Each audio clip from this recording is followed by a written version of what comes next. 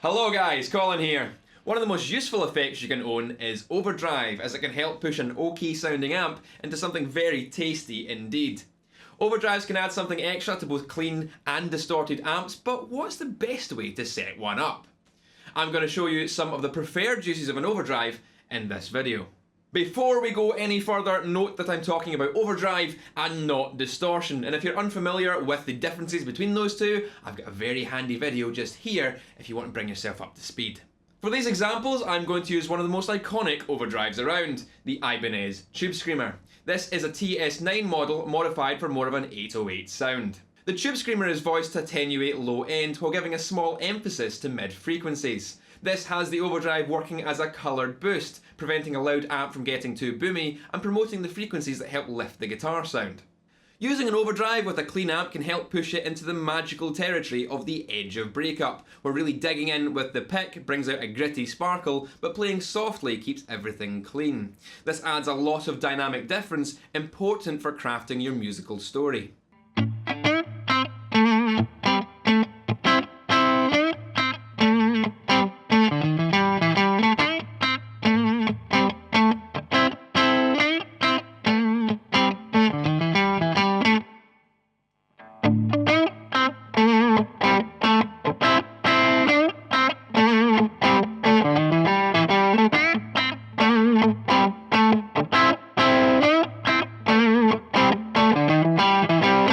For this, you want the amp to be loud with a clean gain set so that it's almost going into breakup.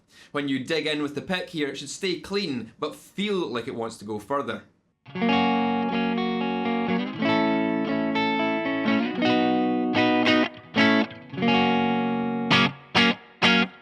Now adding the Tube Screamer, we want the effects level to be above halfway. This makes the signal leaving the guitar louder, which hits the front end of the amp harder, forcing the amp to go into overdrive.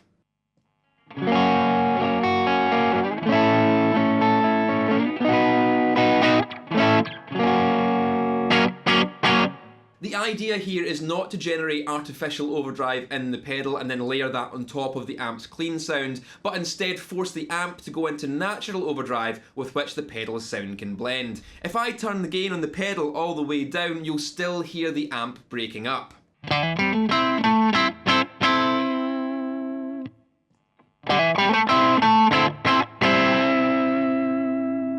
This is the result of the amp being pushed hard by the effects level. Now we can bring up the gain on the pedal just a tad to add a little zing.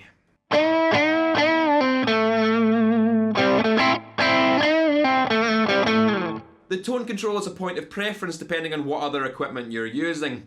I prefer mine to be below halfway. This takes off some of the harsher high frequencies and leaves everything sounding a little more natural. You can use an overdrive to achieve one of two things with a distorted amp, either to boost into solos and lead lines, or to shape your rhythm sound into an aggressive high gain.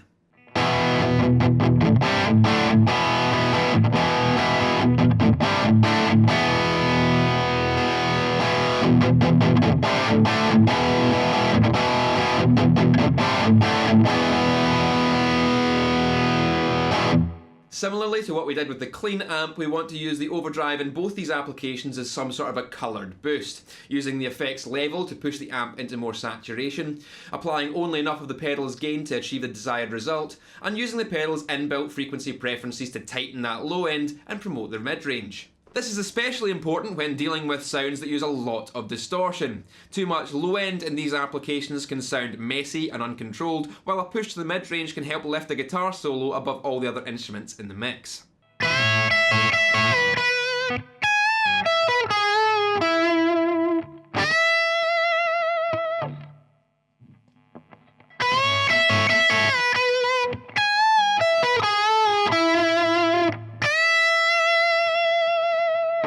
Keeping solos and aggressive rhythm sounds tight and punchy is key to making them sound good in the context of other instruments in a band or a recorded mix.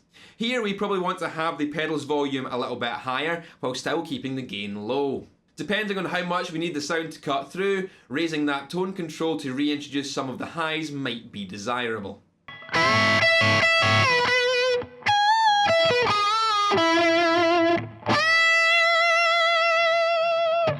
So hopefully that's been useful information about how to use an overdrive pedal, particularly the Ibanez Tube Screamer. If you liked this video and want to see more from me, then you can hit the subscribe button and that will notify you of all new content as it comes out. My Patreon's also there for exclusive secret stuff if you wish to support me further, and there's other videos you likely haven't seen. But that's all for now. Keep it loud, guys, and I'll see you later. Screamer!